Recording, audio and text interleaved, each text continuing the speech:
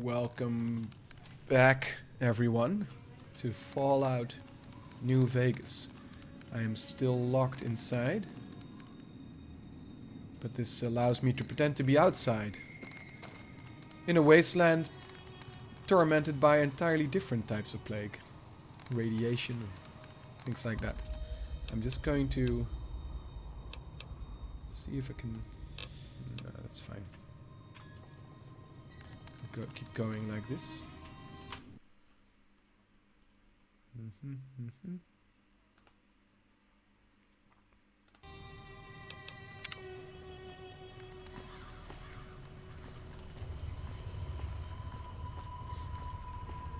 Walking around, walking around.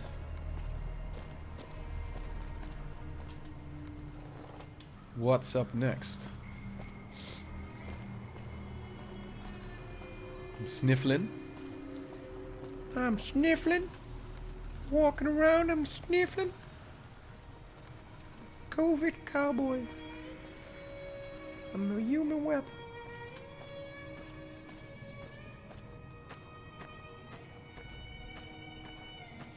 Here is my friend the Bighorn. Let's see what is next. What is next?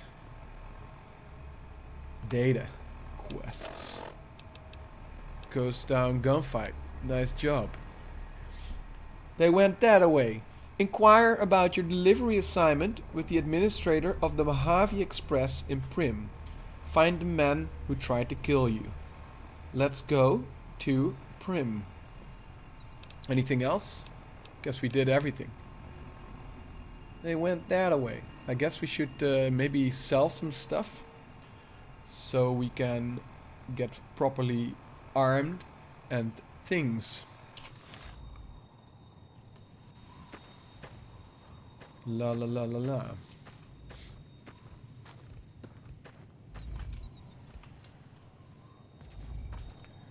So, let's sell some stuff. Very familiar with this environment right now. By now, I suppose.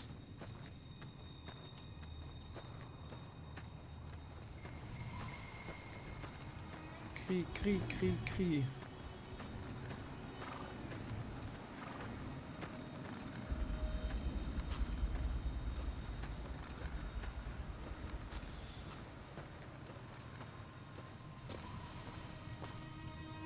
The dust is blowing in my face.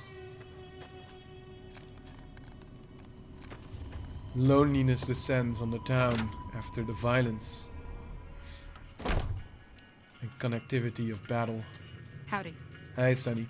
Those bastards got Ringo in the end after all. At least he went down fighting. He did? Oh my god, I wish I could have done more to save him.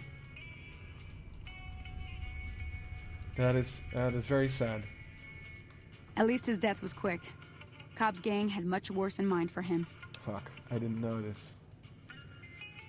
I guess the point was to save this guy, and I just didn't think about it. I was just too busy shooting them all. I could go back and load, but you know, this is an RPG. This is what happens. Let's keep going. I need to get to Prim. Sure can. Take the road southeast out of town till it hits the freeway. Prim is the town with the roller coaster straight south. Can't miss it. NCR patrols do a good job of keeping the highway clear, but I'd keep your gun where you can reach it easily. You never know who you'll run into. Off the road, you'll probably start running into hostile wildlife. My advice would be to stick to the highway when you can. Interesting. Goodbye. Until next time. Until next time. Might be a while, Sonny. Okay, we're in the bar. Anything Trudy has to say to us? Hello. I'm glad that business is over. I like it when Good Springs is nice and quiet. Yeah, well, thank you for the help. Trudy. Goodbye. Be careful out there. I'll try.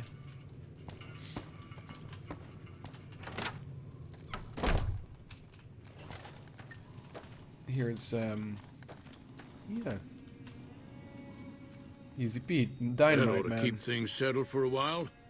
Hope it's... Why are you called Easy Pete? Was a prospector until I decided to settle here to get away from the NCR. Now we'll just take it easy and help out with the Brahmin and Bighorners. The Brahmin. Tell us something about the Brahmin. What about the Bighorners? Meat and hide mostly. Can't put a pack on them. They just lay down until you take it off. Can find a bunch of wild ones high up in the hills, but gotta be careful around them. They can put up a decent fight if cornered. Oh, yeah. You were a prospector? Nah. Means I poke through old buildings looking for working tech and such.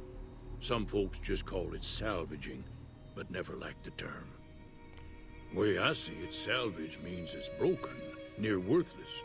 Me, I look for the good stuff. Guns, chems, spare parts. Good money in it. Nice. Nope. Had a pretty good claim once, way out east by the river, but got run off by raiders. Eventually got too old to keep going out.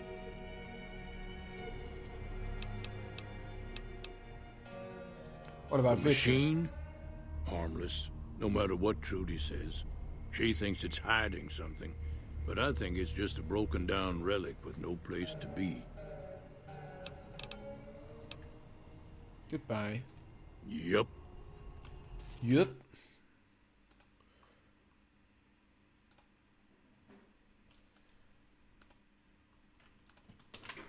Just doing a bit of advertising for the stream.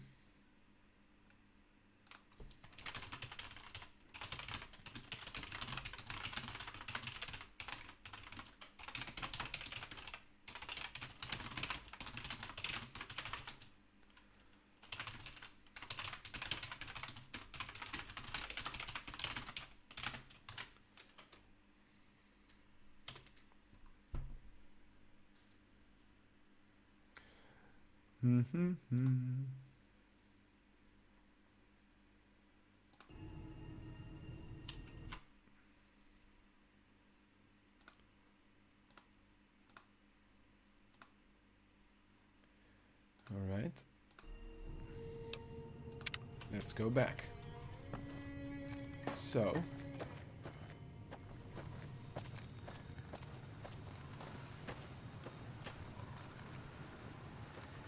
let's see if we can sell and buy some stuff before we hit the road to Prim. Prim sounds like a Stephen King name to me. It's like a Stephen King town. It's very The Last Stand. The Stand, I should say. That was a hell of a fight. Let's hope it doesn't bite us in the ass later on. Yeah, that would be terrible. Show me what you have for sale. Can do. Can do. Alright, let's sell some stuff. This is mine. So I have multiple pistols. This one.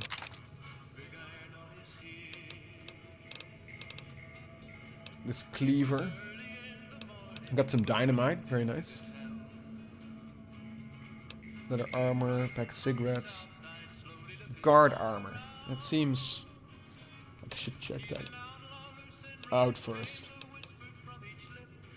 Should check out all these outfits first. Bobby pin, baseball bat. So I gotta check out one of these melee weapons and see if they're up to scratch and sell the other one maybe. I don't know. Guess I have quite a lot of caps now. Yeah. Nothing, no repair options here.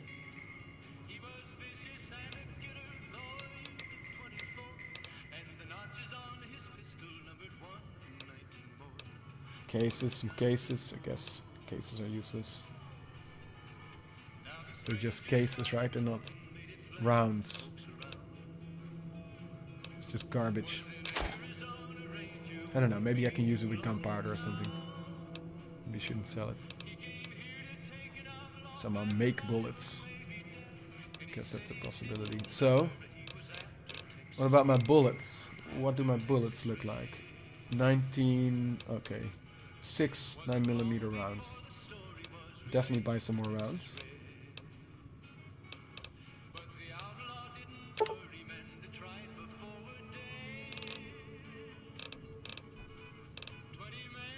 77. Why 77?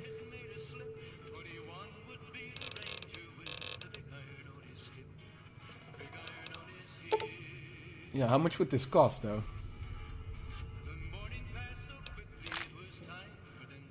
67 caps. It's a lot of rounds.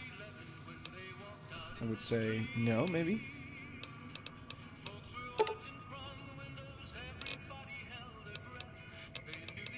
Alright, can I push? I just put him back? Okay, I put him back. So I get 10 caps. So it's 77. Okay. Got it. So it's basically a round per cap. But I guess I want these ones. Maybe just normal rounds. 32 caps. Maybe something like this. Right, let's do that. I mean, I can't really use that dynamite yet, but maybe that'll be good to keep. Let's look at these armors. Another satisfied customer. Yes, indeed, Take sir. it easy now. You too. Take it easy.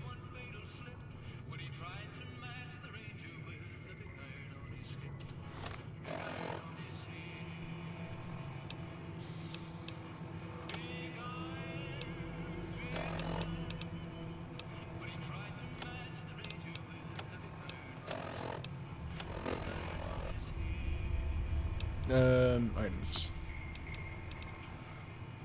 Let's see. Leather armor. DT. I guess it's sort of like anti-damage, I suppose.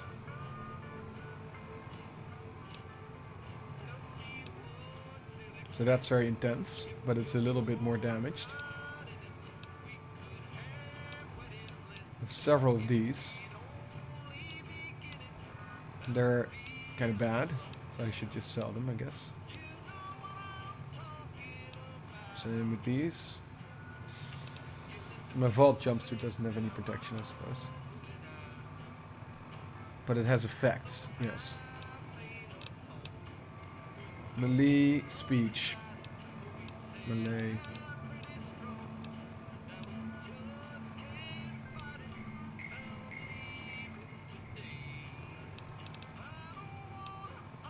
Okay, I guess the simple outfits can go. Oops.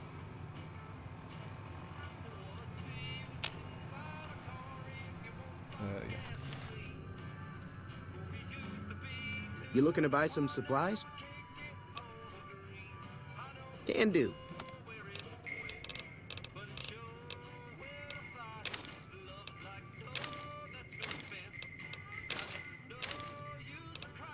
Yeah, I didn't look at the shotguns, right? Stealth boy.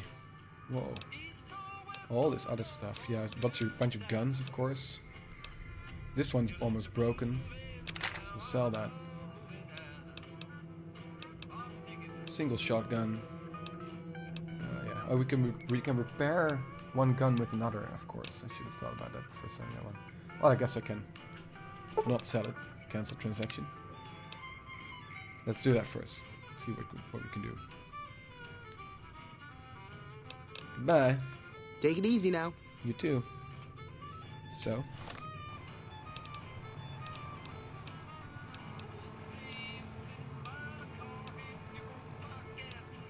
Let's see, weapons.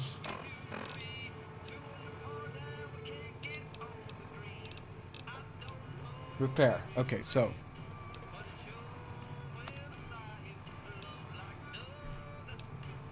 Yes. Let's do it.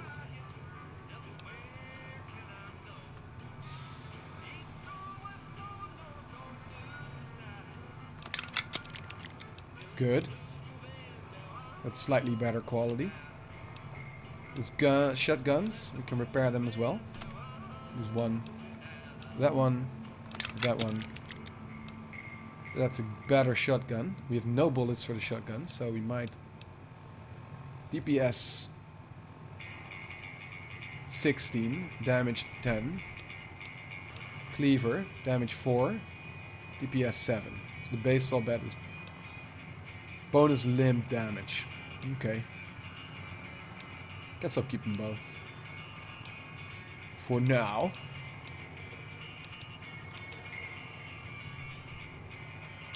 Okay.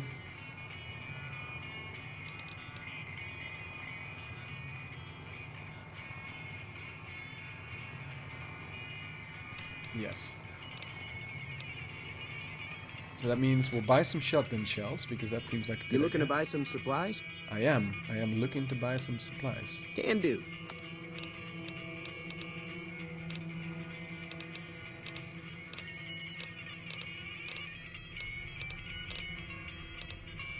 I guess I should look up what the gauge is for the shotgun. Because it probably won't just tell me shotgun rounds. So Take it easy now. take it easy now.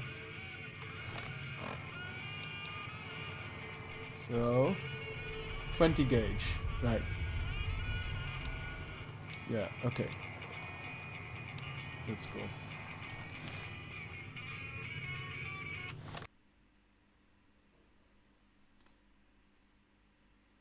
Mm-hmm.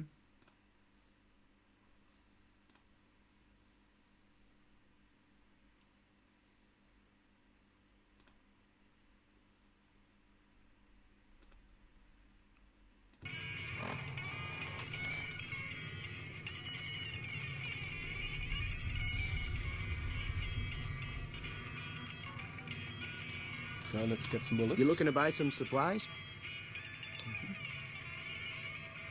Can do.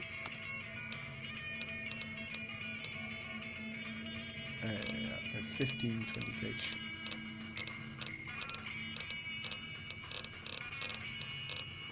There we go. Sure.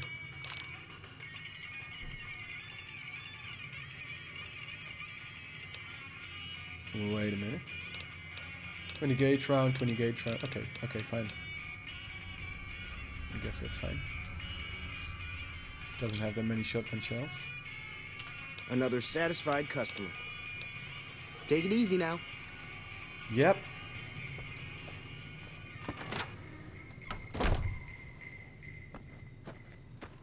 Yeah, saving is a good idea. I don't really know how autosaves works in this game. Where's the autosave? So if I go to load, there's one autosave. Okay, so might as well just put in an extra save. So we're going southeast.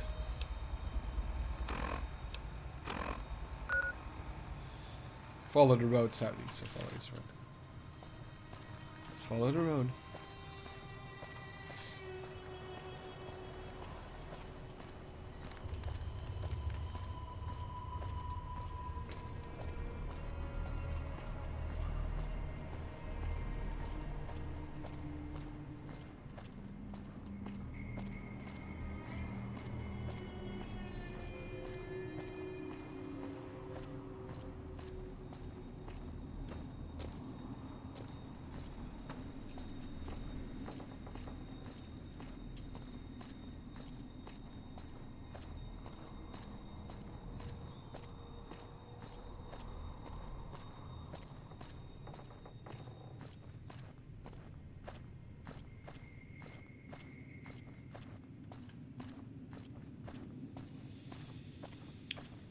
We're just walking down the road. See some people moving. It's kind of exciting. I don't know if I should be worried. I guess it should. Very nice. Chain powder, gang, assholes. Okay, that's going to be a hard shot. So let's, oh, but I can aim, right?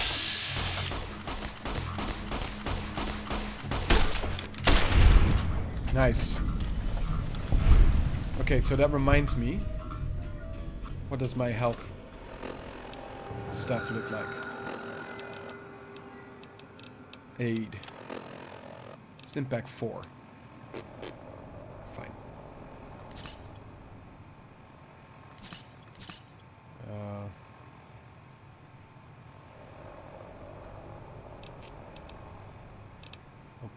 Okay. Stealth boy. Just does some health stuff. Fine, we'll see if we make it.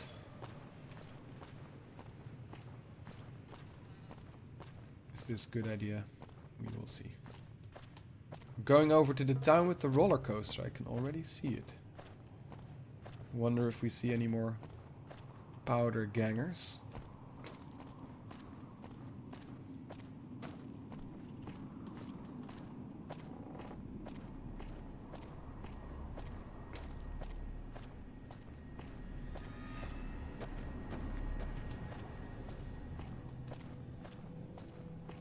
Hey, hello, Choice Fantastic. How's the desert? It is big and wide, and it's got a blue sky, and everything is destroyed. That's the desert right now. But at least it's outside, and I'm not allowed outside because I've got COVID.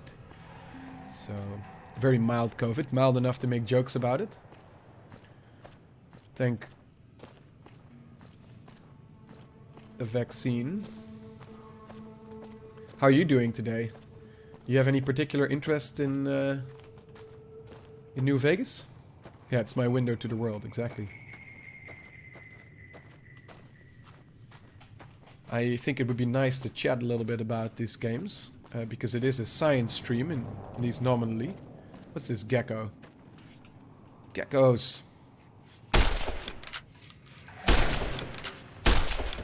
Very small. But they're fast, though. Die. Oh.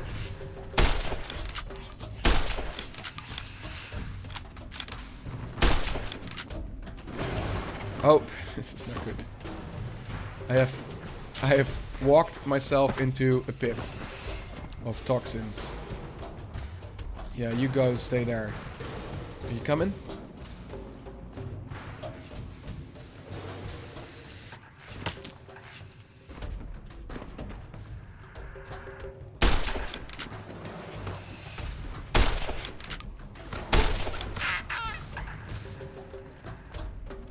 The road network of the game, yeah. Stuff you work on in real life. Interesting. Oh yeah. Oh.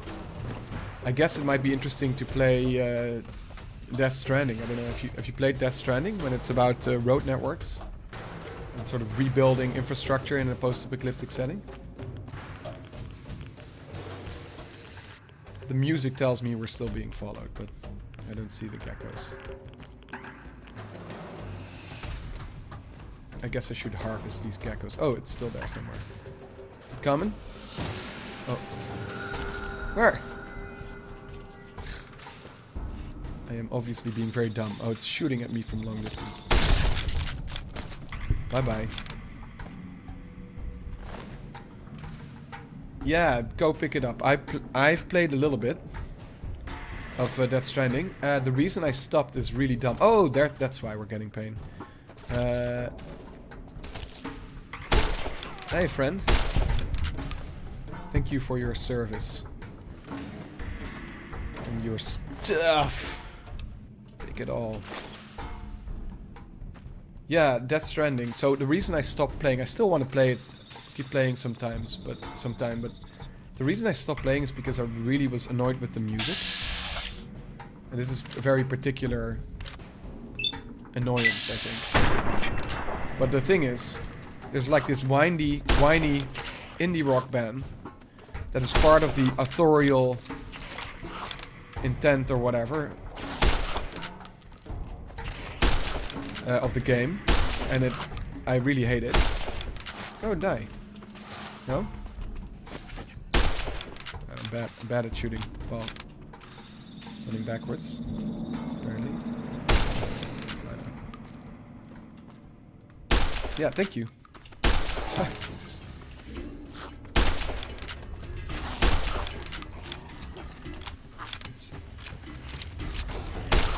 I should maybe use a handgun for these things.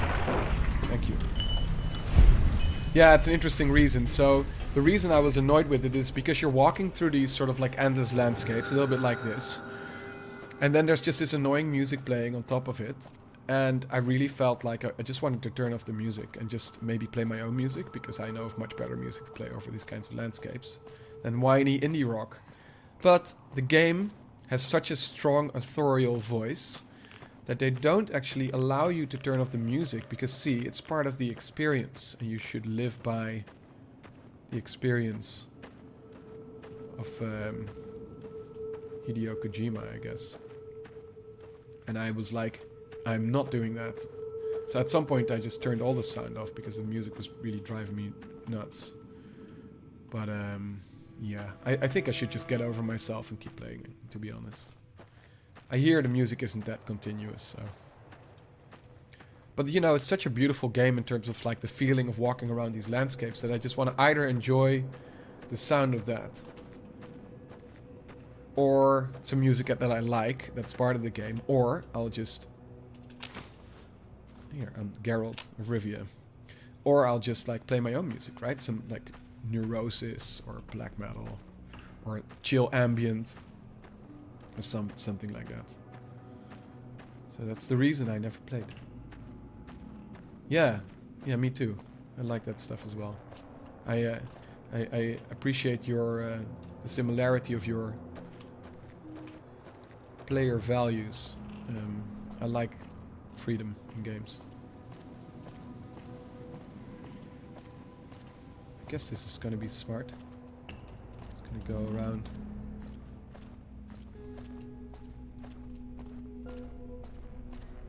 The joy is fantastic. How did you end up on this stream? Do we know each other already? Did you come in through the IGDA Discord? Do you have any thoughts on meme games? Oh, wow. Oh, hold on. Fast travel. You have discovered several locations. You can fast travel back to discovered locations using your world map in your Pip-Boy.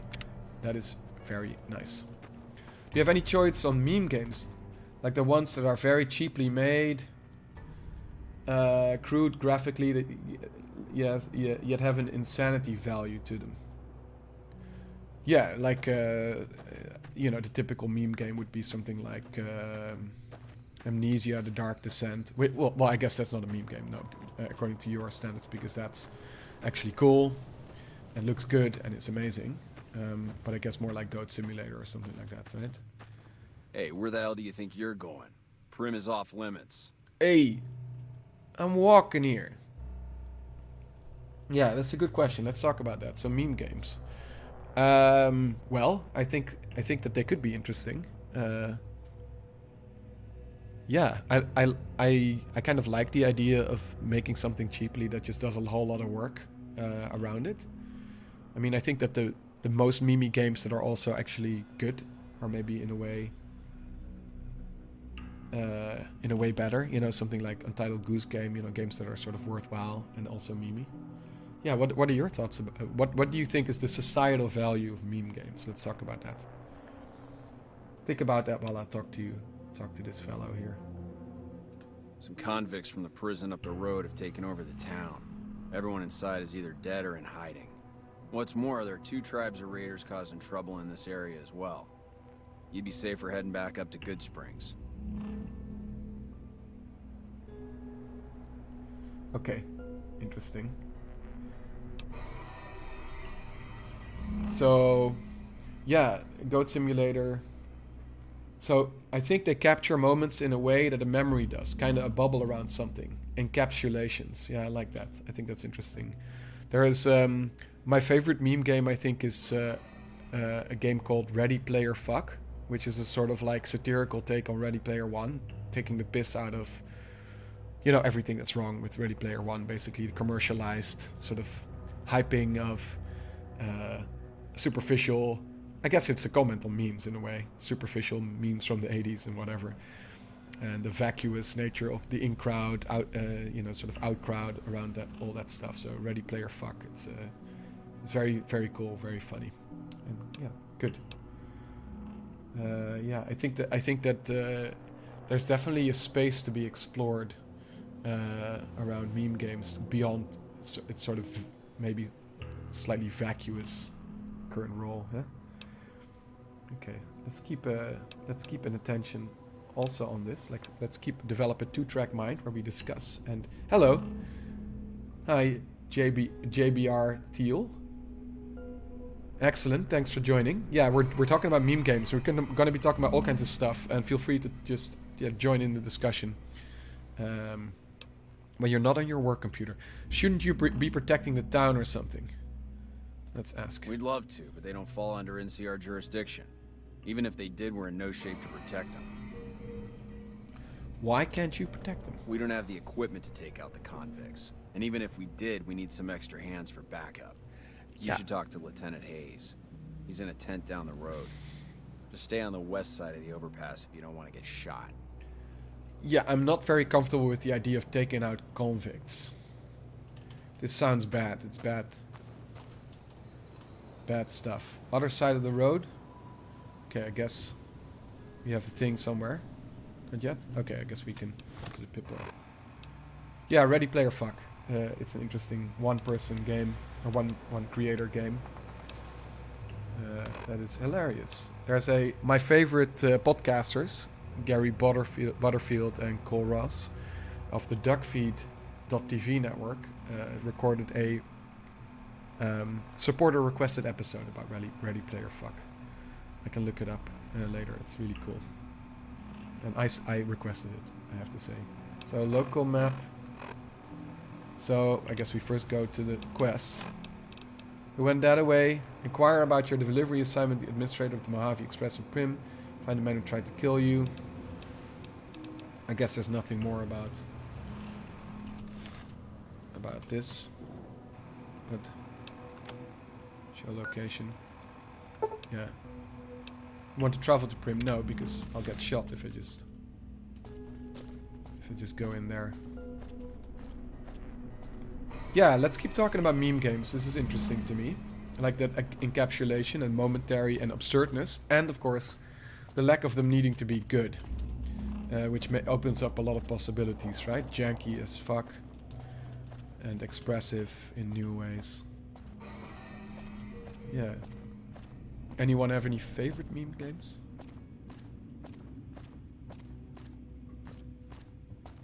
Are we going into Prim? Let's see.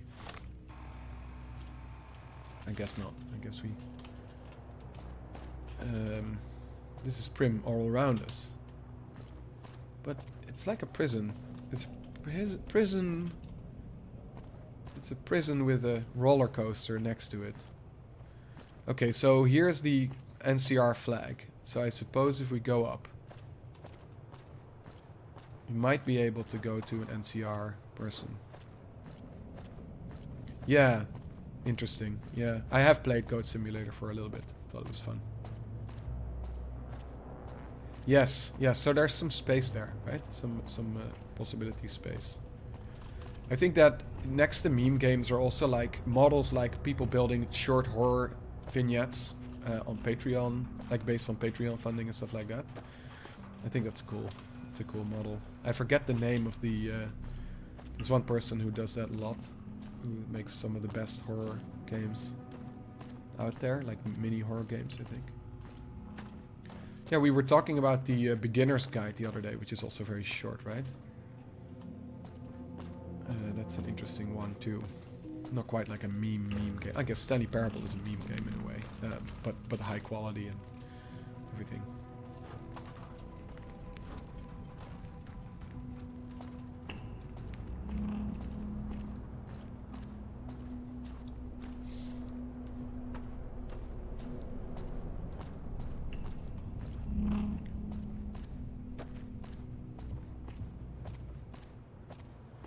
Okay, NCR flag.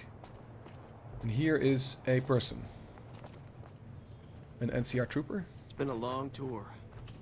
All I can think about now is going back home. I'm sure you do. Okay, oh! Scared the shit out of me. I guess I should save or something. Let's save.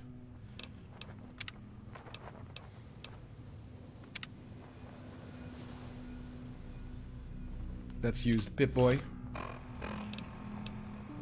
Get some aid.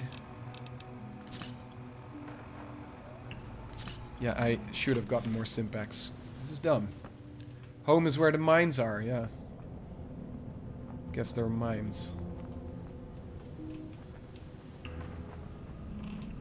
Okay. Oh! Jesus.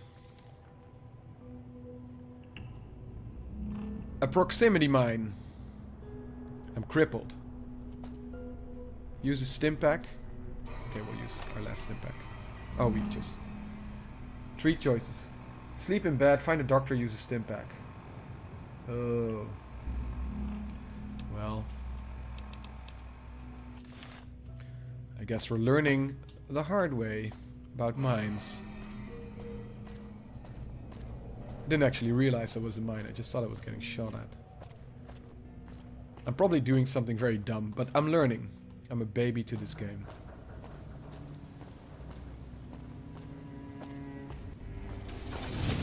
Oop, what? What? What is happening to my field of vision? What was that? What was going on? Learning by doing. I guess I was getting shot, but it didn't really register as a sound. I think I'm wearing the wrong armor. The head injury I got from the mine. Right. Oops. Oh, wow. Come on.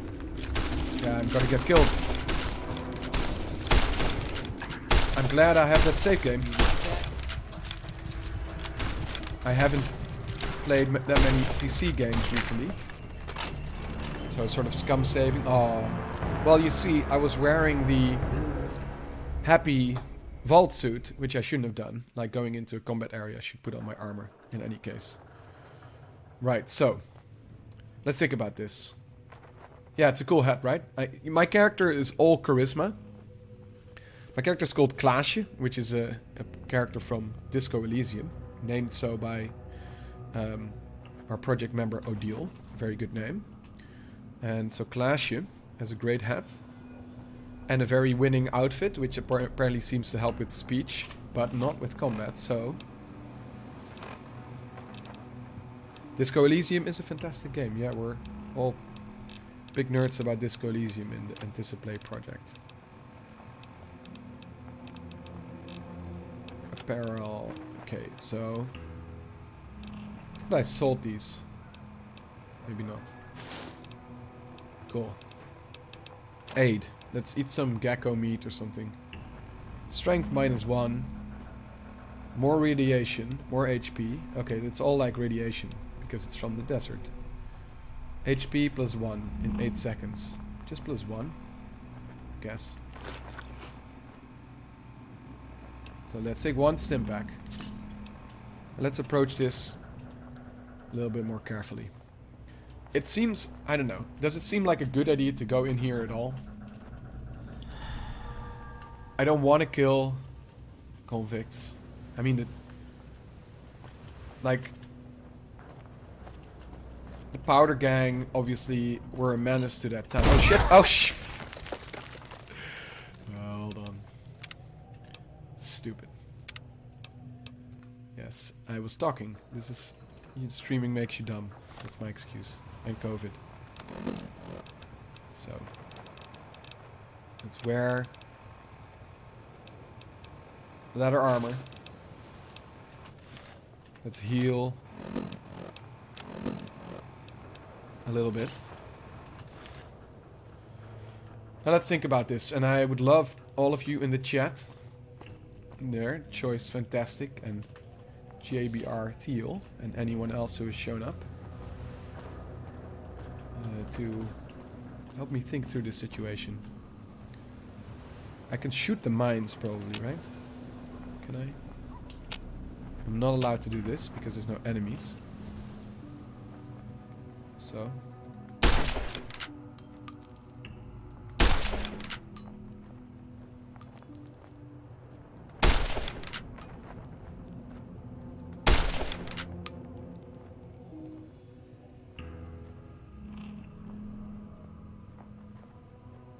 my accuracy both as a human and as a character. Probably sucks. Okay, that's not a mine.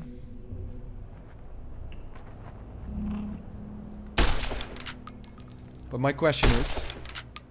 Okay, I guess it's not possible. It's not possible to shoot the mines. So there's someone to talk to out here from the NCR. Maybe here. I guess this may be better. If I'm a charismatic character rather than a fighter. I'm a charmer, not a fighter. I should use those skills instead of dying like an idiot. There we go. I'm Sergeant McGee of the Hey, New Sergeant California McGee. Republic Army, 5th Battalion, 1st Company. If you want to talk about something, speak to Lieutenant Hayes. All right, that's fine. I'm from the hub originally, but it's been a long time since I saw it. I'm on my second tour here. Most non-commissioned officers are. All right, well, thank you. Ma'am? Yeah. Appreciate it. Appreciate the conversation. So let's find... There we go. Hey. Hello. I'm Lieutenant Hayes of the New California Republic Army, 5th Battalion, 1st Company. What's your business? What's your business? What are you doing out here? We were sent out here to hold back the tide of convicts from the correctional facility. As you can probably tell, we aren't doing the kind of job we could be doing. Yeah, I can tell. We noticed in our own hometown. Okay, choice fantastic. Is there any stuff done on what I think about as a sort of literacy of video gaming? Like familiarity in a way where most games should button E to jump, or the B button to jump, or the button fetch, notion of fetch quests as examples that appear across many games. Yeah, this is really an interesting topic for us in the research project as well, because I'm sure there might be some work about this, and I can try to look it up. But I think that there is other literacies to develop around games as well that don't maybe exist yet. That have to do with, for instance, how seriously do you take a game? Research, I think, that on engagement with media shows that, of course, you get a lot more from media if you engage with it more deeply, right? If you frame it in a certain way, if you frame it as just a game, if you frame it as escapism, I think there's research on games around this actually, you will get very different benefits from it than if you frame the games as actually meaningful and valuable and somehow being able to be resonant with you. So I'm interested, and we're interested in the research project, in developing different literacies around, just imagine going to high school and learning about how to play games in a meaningful way. Like, how can you look at games? How can you experience games in a way that they might actually say something to you, or that they might mean that your expression as a player in the game might be meaningful, maybe even transferable to other parts of your life. Like, I feel like a really good example of this is Dark Souls to me personally, and I know to a lot of people. Dark Souls somehow feels like, it may be pompous to say it, but it sometimes somehow feels a bit like a sacred text. It's just different from other games. It has a sort of mystery around it and a sort of resistance to normal gameplay.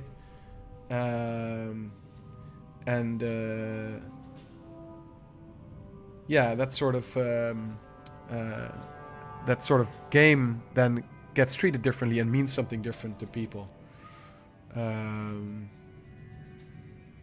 Right? So for instance, with Dark Souls, finishing Dark Souls at Soul Level 1 felt like a huge achievement and a sort of a really interesting meditative experience. And whenever I think of doing something hard, I think about reaching the top of Anor Londo with my Soul Level 1 character, let alone fighting Manus, whatever, right? Yeah, tell me more about the differences between the two GTAs. It'd be interesting to hear. That's a little off topic, right? Because I start talking about completely new sort of like game literacies. But it was so funny. I was at a festival about futures and games the other day, and the game, what is it called? Carrion was there. And it's just so interesting because everyone was playing it, but most people don't play games, and they just had a lot of trouble working out the controls and where to even go. When if you are game literate, you can see, right? It's like very clearly indicated, and the lights are there, and everything is there. And the thickness of the door says something. It's like very intuitive, but only intuitive if you know. Right?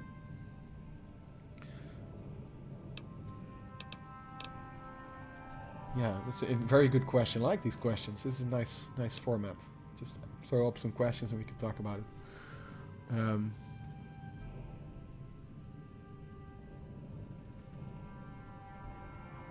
Regular GTA has no consequences in single player with a predefined story. The role-playing side of things, I think is what you mean, right? Allows for open-ended narrative and collaboration. Yeah. It's like it's like tabletop role-playing games, right? That sort of open-endedness. I run a Vampire the Masquerade session with some friends from high school. We used to play Vampire with, and I treated it. I'm the storyteller, as it's called, as the DM is called in Vampire, and I just treat it as extremely open-ended, also in tone. And I like that diversity. So we'll shift from. It's a story that takes place in early 2000s Moscow, and it's like big Moscow politics, sort of vampire politics, and then small town misery and sort of almost like Springsteen-like working class drama. And warmth and fun and heart and coldness and darkness and light and all these things, and it's just so unexpected with role playing, right? Nice. Yeah, I would love to hear more about. So that's maybe my question for the chat. It maybe sounds a bit ridiculous, but which game do you consider has the most feeling of sacredness or importance to you? Like it feels like an important game somehow, almost like it is sacred or like an important text. I would love to hear some more answers. For me, obviously, it's Dark Souls is one of them. But I can think of more. What's the problem with your mission? The mission isn't a problem. The problem is with supplies. The convicts are better armed and organized than our intel initially suggested. I'm trying to get some reinforcements here, maybe some guns with some firepower, but shit. Things are just going slow. Right. Tell me about the correctional facility. Most people just call it NCRCF. That's NCR Correctional Facility. It's a very original name. The convicts there staged a coup. Killed the guards that weren't able to escape. And I've been ransacking the area since then. Yeah, I don't like how this propagates certain notions about convicts, but okay. Not much. They've taken to calling themselves powder gangers. Mostly because they've taken to using the explosives meant to clear boulders as weapons. They got organized faster than I would have thought. Most of them, at least. Thankfully, the small group in town here seem to have split off from the main force, so they aren't getting anything in the way of support. So this is interesting, right? So I notice myself not trusting that the game will offer a good perspective for the powder gangers to be, to sort of, I don't know, like an abolitionist perspective or something on prison convicts. The game is too old for that, I think. But I know it's very well written and sort of well considered, but I just don't trust going there with my character. I don't know if that makes sense. If anyone, it's just a note that's happening in my head while I'm playing. I have some free time. Ask away. Ask away. Okay, I guess that's it. Ma'am? Yeah. Hey. You'll probably want to talk to Hayes. I already did. Games that stand out to me are Portal or Hellblade. Yeah, tell me more about Portal and Hellblade. I've played both. I can see why, but I would love to hear more. Games as sacred texts. What does it mean to engage with a game as a sacred text? I played Disco Elysium like this, for sure. And maybe even more, Planescape Torment. Planescape Torment, as when I was really into it, like it took me a bunch of times to get into Planescape Torment. Not just because of the beginning being a little hard to get into, but also it's very buggy on the PlayStation, so I had to actually give up. And after a few times of game crashing bugs and just play it on the PC. So I've played the first half of Planescape Torment like 4 times. But once I got through that, I really started treating it as a sacred... It's like super resonant, It's like there's a lot of personal meaning about memory and life and what it means to the social construction of realities. Like, of course, Planescape Torment really lends itself to that kind of thinking. But it's really interesting. Like, that's one of my best examples, I think, is Torment.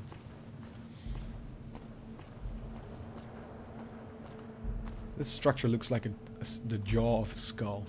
Well, alright, so I am walking into this situation like a dumb person. Because I'm not here to conquer these convicts, right? So what am I here to do? I'm talking to a person in Prim. Let's look. Just look quickly at the quest, so we have a sense of what we're doing.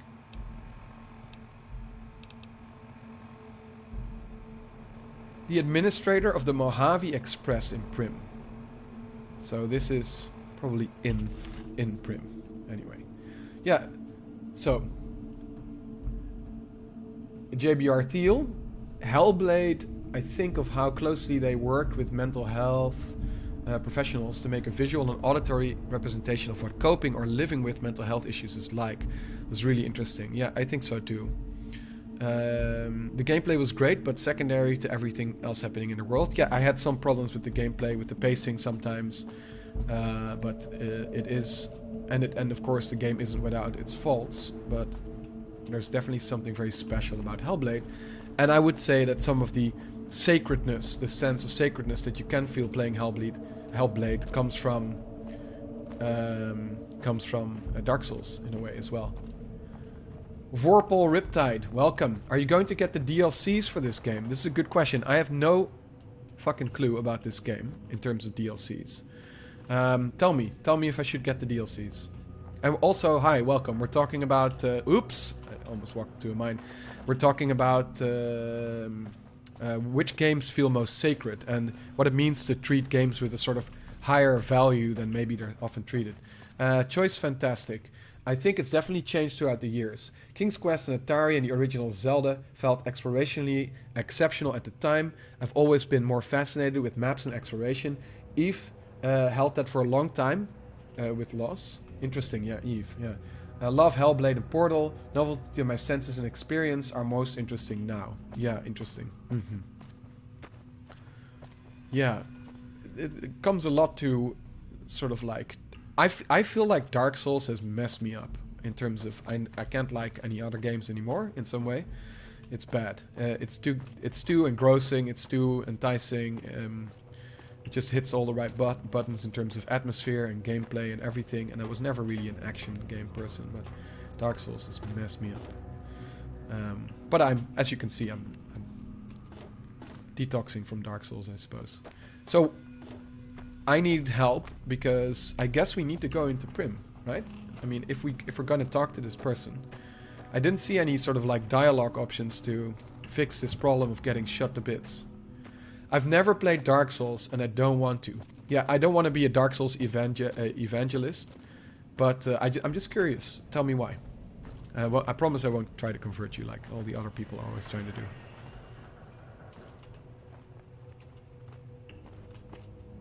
So we're going on 2 tracks here. I want to talk to you about games and sacredness, but I also want to talk to you about how the fuck do I...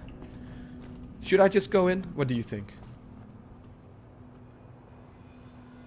So I know you're a huge Bloodborne fan as well. So which do you prefer, that or Dark Souls?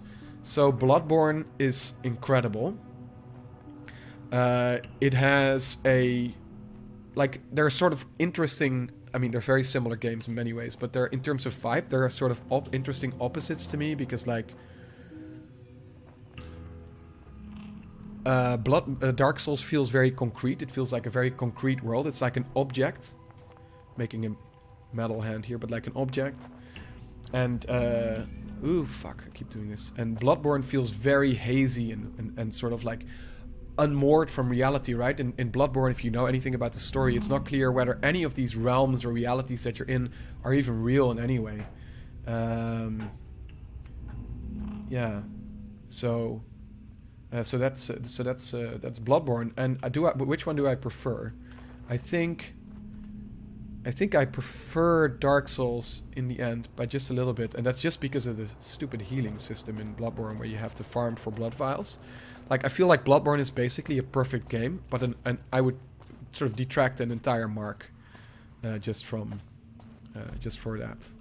Because it's, you know, if you know the game a little bit, it's not the hardest game. It's hard, but it's not Impossible, but that's only if you play it in more or less the normal order. If you want to do crazy challenge stuff, or want to, for instance, play the DLC early, then you're screwed, because that's going to take you a lot of time to beat the Orphan of Kos with a low-level character, for instance. The Orphan of Kos being a very hard boss, my favorite boss in Souls, but that's going to be very difficult. So, and then that means that you're being discouraged from just trying whatever the hell. And that sucks. I think that really sucks. And Dark Souls doesn't do that because it has the amazing Estus system. Yeah, so that's my answer. I might prefer Bloodborne's 5 over Dark Souls 5. Maybe, just a little bit. But I don't know. Maybe that they're sort of like equal. Vorpal Riptide says, each of the DLCs are very different from each other, and each person has their own favorite. In the base level caps at 30. If you have all the DLCs and level caps at 50, you have more traits and more perks to choose from too. So I should install the DLCs, basically. That's the point. Cool. Okay. I am obviously walking around aimlessly, also trying to talk, but what should I do? Should I just, I don't know, deal with these mines and go into town? I feel like that's kind of bad. Like, is there only one option here? That would suck, right? I'm sure some of you are New Vegas veterans. You can guide me a little bit. Is this mine-ridden, stupid bridge the only way forward in this game? Vorpal Riptide, you are clearly a New Vegas expert. You know this. I notice, it's interesting, I always notice this. It's like expectation management about what is possible in a game. You have to sort of like guess, like how much freedom do you actually have as a player before you get to know the game, right? I really noticed this with... you can get it to print from the south side. Let's do that then. Let's go to the south side. What I was gonna say is, like, a game like Divinity Original Sin 2 really surprised me in the player freedom. Like, I'd heard about that, but I guess I had to sort of really find out that there was a lot of player freedom. And, you know, and then once you know that everything is possible in a game like Divinity Original Sin 2, you start expecting that everything is possible. In this case, I'm still sort of getting my footing in terms of what's possible, but I guess I should just try. And not expect this game to be too linear, I suppose. It sounds like it's not, so thanks for Vorpal Riptide. Choice fantastic, you can get into... sorry. I'm not interested in Souls because it feels like it takes a very long time and inordinate chunks of time to proceed. I've got other things I want to do with my life. I've watched plenty of streams from it. Yeah, that's very funny. Time. I don't know. I think your first run... Dark Souls 1 isn't that hard. You know. Okay, I promise not to do this. I think my first playthrough would take like 80 hours, which is, you know, it's a season, sort of like a reasonable amount of time for a game, maybe. Yeah, exactly. Yeah, the what are they called? Larian, right? Okay. How do we get to this? I guess we can go through the. We can walk through the lower sort of thing there. Let's do that. I'm learning how to play and talk lots and think lots about stuff. Yeah, the new Baldur's Gate game I'm very interested in, for sure.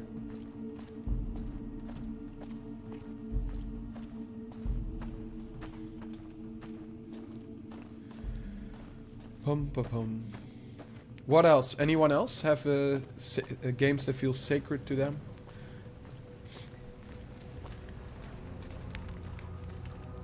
Or maybe where you resist the game's sacredness, like with Dark Souls, the holy Dark Souls. I'm kidding. Sort of kidding. It's holy.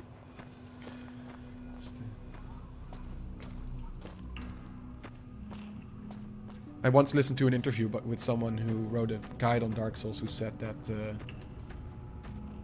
they used to be Christian and then they found Dark Souls. And it became their religious text instead. It's very interesting.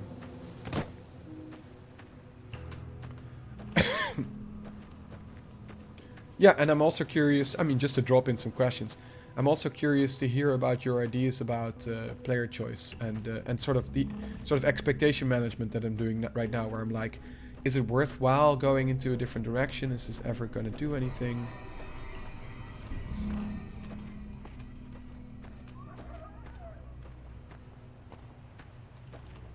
Let me just check the map.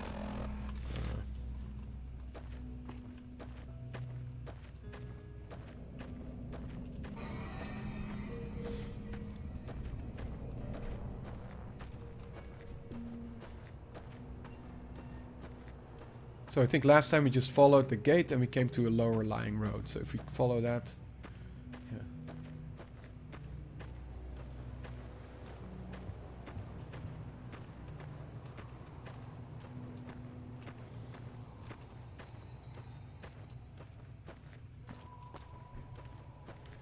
For a while, I think I guess Battlefield series was fairly sacred because the clan team I was in also had like camping meetups in real life, where people came from across the US to hang out and party for a few days every summer.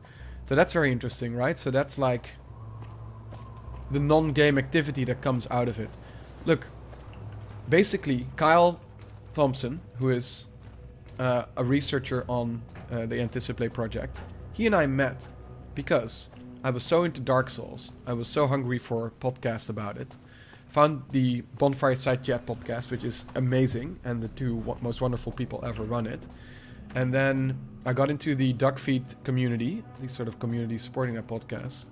And that's where Kyle and I met, and we met in Japan and worked together for a while I was there as a researcher. And now he's doing his PhD with me, and he's amazing. I met other people there as well. Okay, so we can just get in through this probably. Yeah, exactly. Yeah. So I'm following your advice. Yeah, so Dark Souls actually is the part of the reason why this project is the way it is with the personnel that we have here. So, isn't that cool? Our gamer creds are through the roof.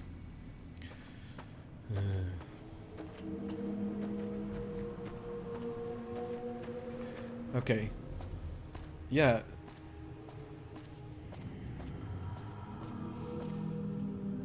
Let's see.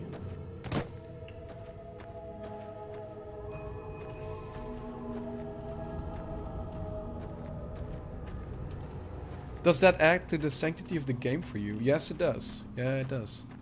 I feel like the Bonfire Side Chat as a podcast has done a lot to the sanctity and that community, but the podcast as well. Okay, let me save because I probably will die. Because I have no fighting skills, only social skills. And I'm not allowed to use them.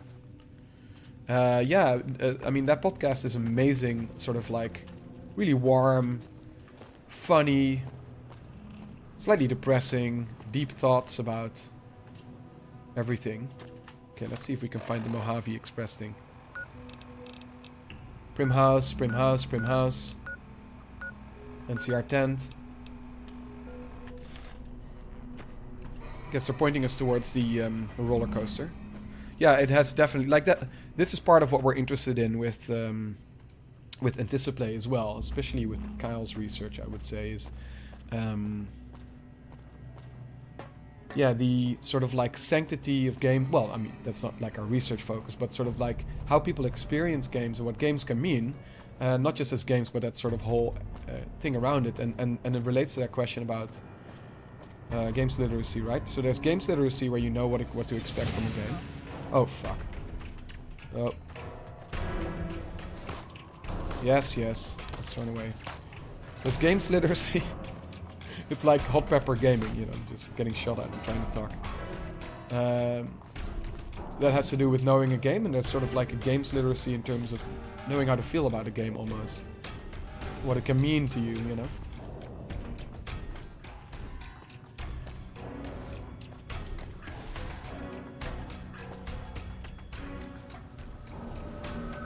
The music is still scary. We gotta find these people. I have to say I've transitioned from a PC gamer into a PlayStation and Switch gamer over the years.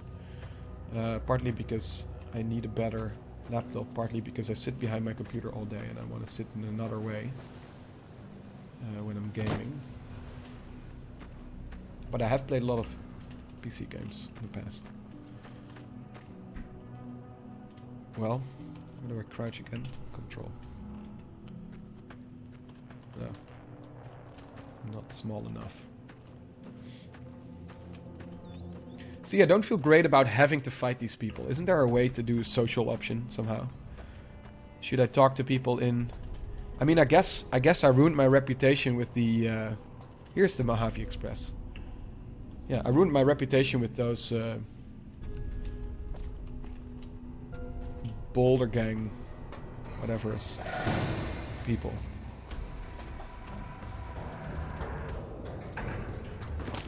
Ugh.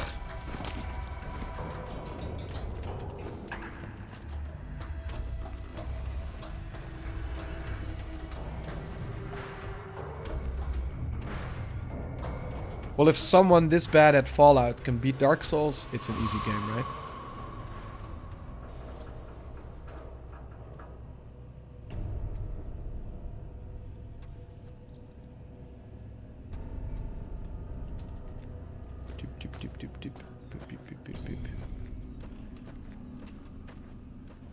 Who's to say I won't get shot just inside?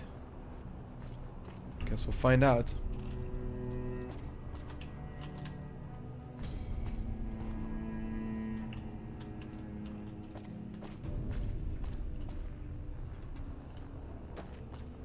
Oops.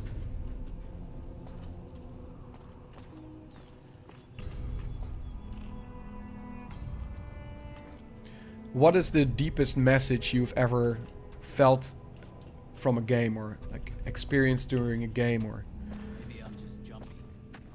maybe I'll just jump. Maybe you should shut up.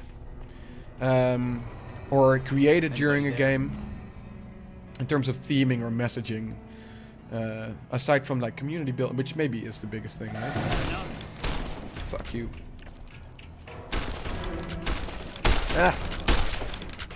Okay, it's time to... Thanks for joining, though. That's really awesome. And I hope to see you next time. I do hope I get to vanquish COVID.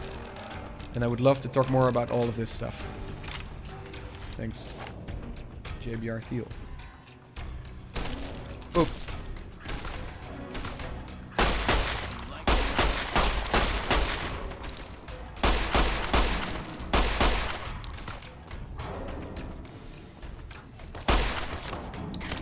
Is this game telling me I should upgrade my shooting skills? Is it unavoidable? That would be boring. I want, like, you know, it's the same problem in like Vampire the Masquerade Bloodlines, where, I mean, in that game at least you can finish most of it using social skills until you can't in the end. Vampire the Masquerade Bloodlines is a great game. Oops.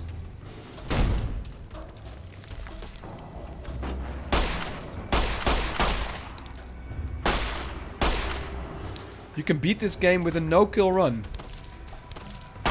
But I mean, okay, I guess I'm fighting these people, but so it would be possible to beat this game with a no-kill run, but that would probably mean, for instance, not getting into, I mean, obviously automatically would mean not getting into that first firefight. You would just be sort of like a super pacifist, non-interventionist Star Trek person. I mean, they always intervene into everything, I guess, but... Bye-bye. Yeah, it's too late for that now. It's too late for everything. Daniel Wyland. This is the Caravaneer. Let's look at this delivery, that's why we're here. Hello! Hiya. Taradium. Taradium, I don't know if I'm pronouncing your name correctly there. Your handle. Can you tell me a little bit about yourself? Do we know each other already? Under another name, maybe? Or not? Would be also be very exciting. Yeah, we know each other.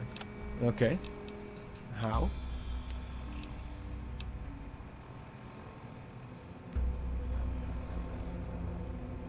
Oh, nice. Hello, Devlin. Good to see you. We're having interesting conversations about all kinds of stuff. While I'm failing horribly at New Vegas. Okay, so... I guess miscellaneous. Or maybe it's just immediately in my quests? No. It must be in my items, right? Must be able to read this.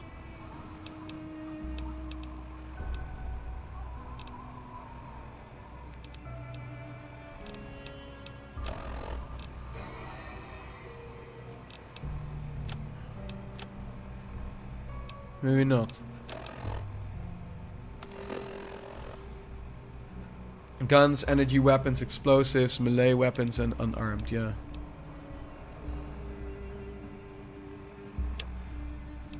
Okay, so maybe I can't use this. Maybe I just have to... Maybe this is... I have to talk to this person inside.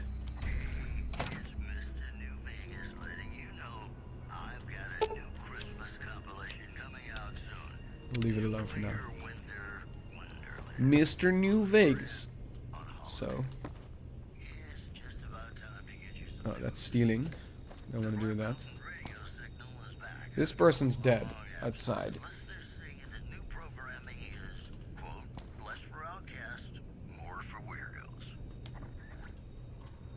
Okay, so. There's a dead person outside who was a courier, I think. I mean, we can try.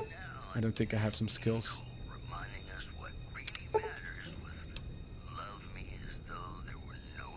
Okay.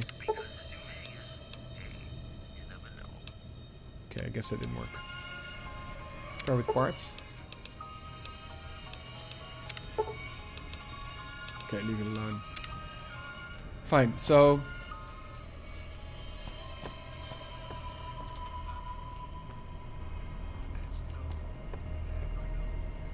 Yeah, so I guess I can't finish the bot. Or repair the bot.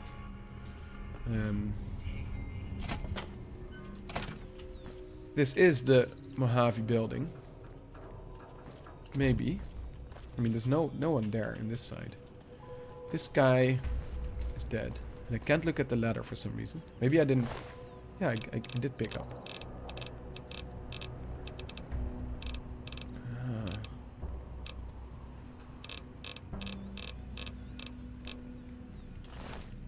Interesting. Daniel Wyand. With the administrator of Mojave Express and Prim. Well. But there's no one here. Obviously, I guess there's no one here. I mean, he might have been taken hostage or something, right? Suppose he wouldn't be there still if the town had been taken over.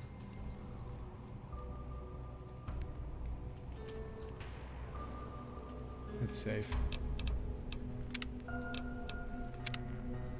Save 1,000 saves. How very PC. Right. I would love to find this person.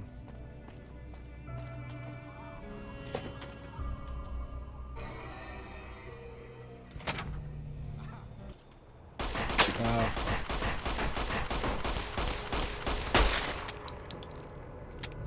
Oh. No more ammo.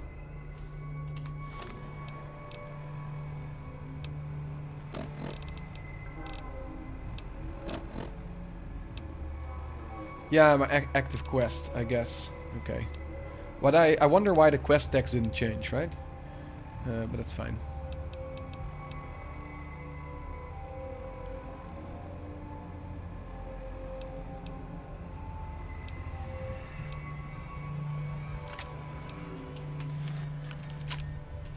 Let's work with the shotgun. Okay, let's look at the map. Sorry, this must be really frustrating to watch. I am suffering from COVID. This is my excuse this week. Yeah, I know. Yeah, I know about the compass. Okay, look. Okay, it wants us to go outside.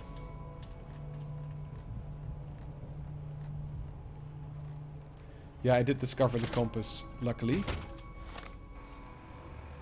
So, I guess in the building across.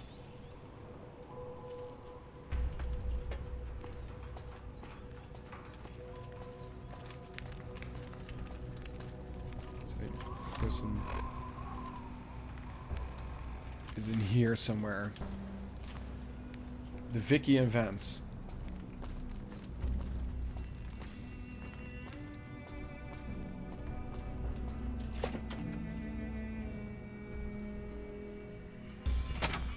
I don't know what it was brought you to Prim, youngster, but you might want to rethink your plans. Town's gone to hell.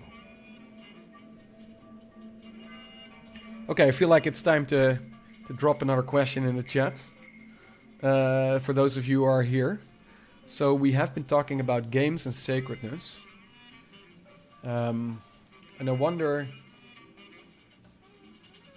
Yeah, maybe I'm interested in what breaks a sense of sacredness or importance about a game. What ruins it for you? Do you have any examples or ideas of a game that you felt was going to go somewhere really important, or you had high expectations for, and then it just sort of messed up things in a certain way? I'd be interested to hear about that. Who are you? Johnson Nash is my name. Husband to Ruby Nash. Lived in Prim going on 8 years now, thick and thin. I'm a trader primarily, for what it's worth with things like they are. I also run the local Mojave Express outpost. Yeah, that's nice. We found our man. Oh, by the way, I'll stop playing in about 10 minutes, I think. So I'm playing for an hour and a half. Get some food. And, who knows? I'll probably play more at some point, but definitely with the COVID situation. Well, I don't got any work right now, sorry to say. I'll tell you whatever I can. You have a delivery order you can show me? Yes, I do. Oh, so you're talking about one of them packages. Them packages. That job had strange written all over it, but we couldn't turn down the caps. I don't know if you should even say this, but the word strange, I'm just thinking about Deadwood. That cowboy robot had us hire 6 couriers. Each was carrying something a little different. Pair of dice, chess piece, that kind of stuff. Last word I have from the office, it looked like payment had been received for the other 5 jobs. Guess it was just your chip that didn't make it. That's very interesting. Deadbeat we hired to do the job canceled.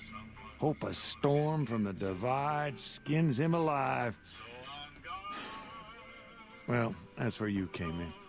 See, this is what I like, right? The divide. I like that term. It's that I can imagine that being the barrier between East and West Coast, I suppose. Changes to a game via DLC or different in-game mechanisms affected for me. So, interesting. Can you give an example of that? Be interesting to hear. And, when video game companies change the game mechanics of the game and then call it the same thing. Power Armor in Fallout 4 and Fallout 76 completely breaks Fallout lore. Yeah, interesting. So the world building can be destroyed by... Yes. That's interesting. I feel a little bit like this about Dark Souls 3. Dark Souls 3, I know, sorry, I keep talking about Dark Souls, but Dark Souls 3 has sort of pandering lore that doesn't make a lot of sense.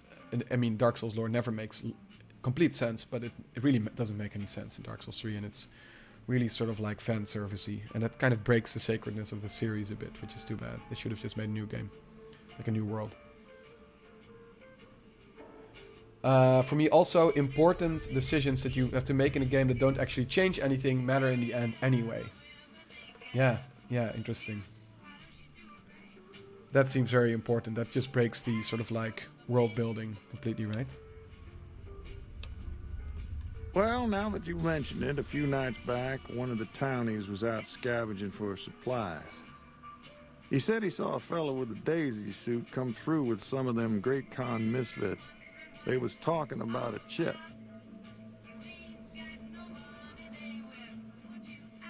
Yeah, one of those men shot me. Well, for that, your best bet is going to be talking to Deputy Beagle. Since they came to town, he was keeping a good bit of notes on him, and he was slinking around Bison Steve when your pretty boy friend came through. He may have heard where they were going. All right, then. That's good to know. I guess I don't have anywhere better to be.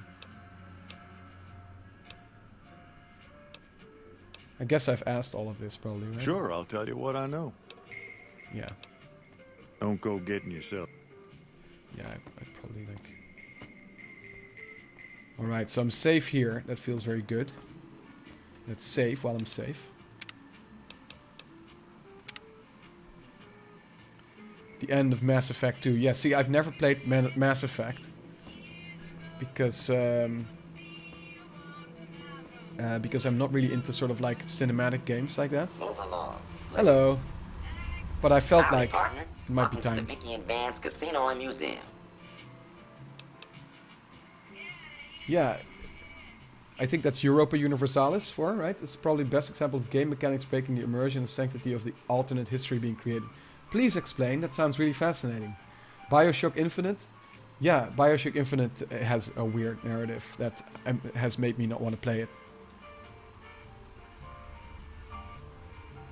Let's see.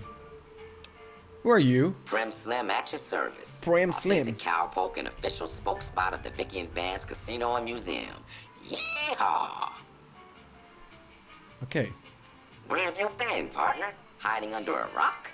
Literally, Vicky and Vance yes. were this nation's fourth or maybe fifth most infamous celebrity outlaw couple ever. That's who they was. Wow. Prim Slim here can tell you the whole story, if you can spare a minute to hear the tale. Well, yes, please. Yahoo! I ain't had a chance to tell their tale in a mess of years. First things first, any boss you've heard about Vicky and Vance being copycats ain't nothing but ill-tempered slander. Fact is, they begun their crime spree 2 days before Bonnie and Clyde robbed their first bank. So who was copying who? Now, true, Vicky and Vance didn't exactly cut a wide swath of murder and bank robbery across the central U.S. like Bonnie and Clyde did. It was more like a narrow swath of shoplifting, check cashing fraud, and gas pump drive-offs. But crime is crime. They drove reckless, too. Having lived by the gun, well, Vance owned one anyway, it was only fitting that the duo of desperados would die by the gun. Perhaps it was fate itself that accidentally drove them into a crossfire between police and a gang of bank robbers in Plano, Texas. Or maybe they just didn't notice until it was too late. It's been said that Vicky would have tried to cash a bad check in that bank, had she lived. We'll never know for sure. All we know is that the crossfire tore the car and both occupants to pieces, and the police issued an official apology. You can put your eyes on the genuine death car just over yonder, and there's Vance's machine gun in the case next to it. That's amazing. So they're like petty criminal versions of Bonnie and Clyde. I love that. That's great. Okay, let me just look at what you've written here. So the power... I should read this chat quickly because it will disappear. The power... the power armor, the classic, I guess, Fallout power armor, was the first power armor with the power supply completely integrated into the power armor. In Fallout 4 and Fallout 76, they use fusion cores. Bethesda needs to learn the lore before making more Fallout games. Okay, so the sort of use of fusion was... I don't know, was that not allowed? Or I've only played Fallout 1 next to this one, so... I've never really been... Like, I've always been interested in finishing or continuing with New Vegas, but... I don't know about Fallout 3 and Fallout 4 and 76, for obvious reasons, maybe not, but... Choice fantastic. While setting out to create a little alternate history and developing a level of investment, the mechanics change in DLCs that affect the way systems function to various degrees. Break things in a more personal level. Interesting. Yeah. I mean, I don't want to question you to death, but I would love to hear an example. And also about the power armors. Like, what? So what, right? So what changed? I've heard this story before, the Bethesda ruins game stories or worlds, but I don't know enough about other Fallouts, so... Tell me about Prim. Prim is a thriving resort community located in Clark County, Nevada, right along Interstate 15. Whether you can't wait till Vegas to try your luck, or want to hit one last jackpot before you leave Nevada, Prim's your place. The town's premier attraction is the world-famous Vicky and Vance Casino and Museum, so you came to the right place, partner. Alright. The Bison Steve is one of Prim's less impressive casino hotels. I'd steer clear of that place, partner, if I were you. Rumor is the dealers over there cheat, and that rickety roller coaster is liable to fall down any day because it wasn't built to code. Hey. Why, this is the Vicky and Vance Casino and Museum. Prim's premier tourist. All right. Happy trails, partner. Yeah, happy trails. This is the death car. Yeah, it looks very impressive for some bystanders getting killed, basically.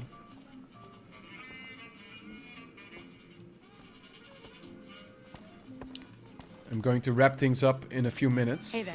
If you have any more responses to my question Howdy. before we wrap it up, I would love to hear them. I'm just super interested in this kind of stuff. Prim resident. Changing the way bonuses are applied via religion or economics, coupling with trade-offs for things that may be beneficial. So, yeah, the sort of role of religion and economics is, of course, incredibly important to societies developing. And so I can imagine that if the incentives for that change completely, then your society, there's ludonarrative dissonance, right? Your society doesn't make sense anymore from the world building and the sort of system benefits. I guess that's what you're talking about. Interesting, interesting. Howdy. Howdy. Good summary there. Yeah, nice. Happy to oblige. Thanks for explaining. Ruby Nash. Hello there. What Hello there. brings you to Prim? Who are you? I'm Ruby Nash. Pleased to make your acquaintance. My husband and I are Prim long-timers.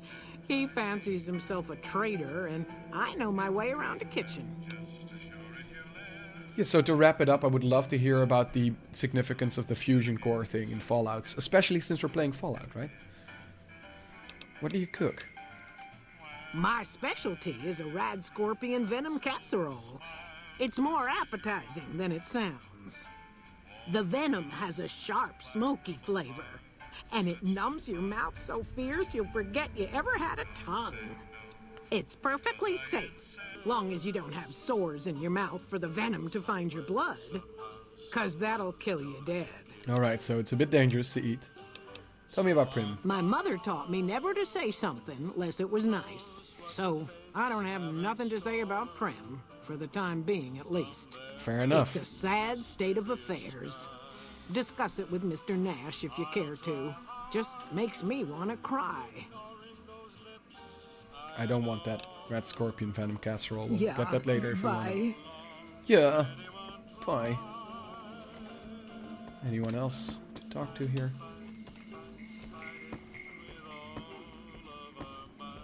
Hey there. This is Johnson Nash. We've already spoken to him. Howdy. Anyone else? The robot. Hey there.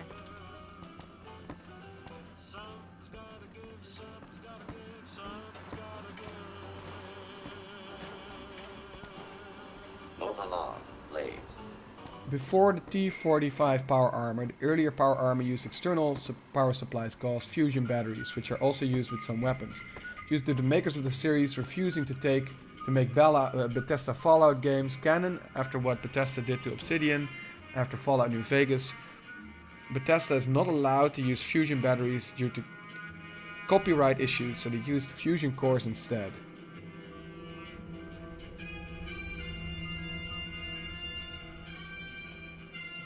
Interesting. Yes, so it's kind of desecrating the sacredness of the fusion battery. That's very interesting to hear about.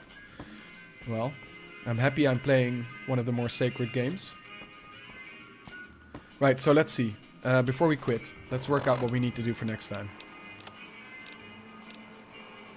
Find Prim's lawman to get information on where your attackers went. Find the man who tried to kill you. Yes. So I guess that's just on the map. I guess we have to get... Let's go. Let's walk out the door and see where we have to go. Howdy.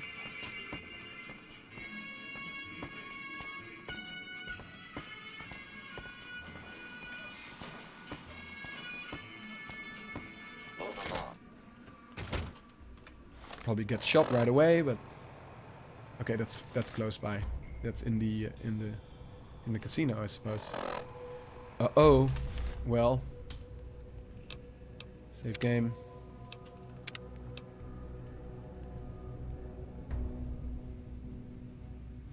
Fallout 4 and Fallout 76 are not canon yet. No. There's interesting stuff about Fallout 76, despite being a awful game in many ways, allegedly. I haven't even tried it because it sounds terrible. Getting sort of a second life by people just doing their own stuff with it. That's interesting. Yeah. Thanks everyone. This was really exciting. I think we want to do more of these sort of conversations about games. I'll gather some questions and also ask people for some questions, and let's keep talking about stuff. I think that would be a very nice way to do things. So see you next time, and thank you for joining. This is really fun.